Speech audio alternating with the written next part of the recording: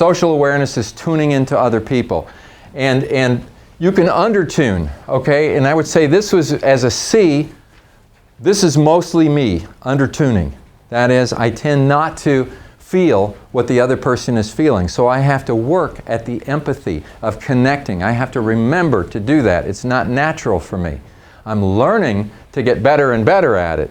But if you follow your behavioral pattern, if you're a D or a C, your tendency is to be unaware of what's going on inside this person, lack of empathy, and I call it social autism, which just basically says you're just not plugging in to other people.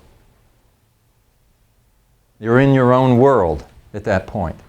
And then you can overtune, and this would be the people who consider themselves to be intuitive, who think they can read minds.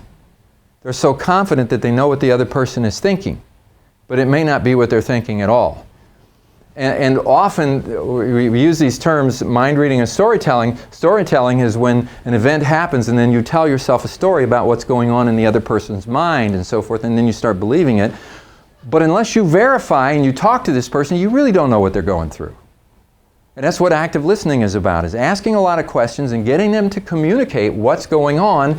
And often the people who overtune think they already know what's going on, so then they don't ask the questions. And social dependency is that state when you know what's going on with the other person really affects you. Their moods become your moods and all this kind of stuff. And a lot of people are very, very emotional with it. What they need to do is communicate more.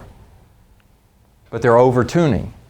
And then when we talk about tuning into other people, it's just connecting with them, listening, having empathy, avoiding the miscommunication, saying what needs to be said so that we're on the same wavelength and we're actually communicating. And that ability to connect and that ability to accurately sense what needs to be said, how it needs to be said, the tone of voice it needs to be said, all that kind of stuff is tuning correctly. We'll call that social awareness, and it's at least a quarter of what makes up emotional intelligence.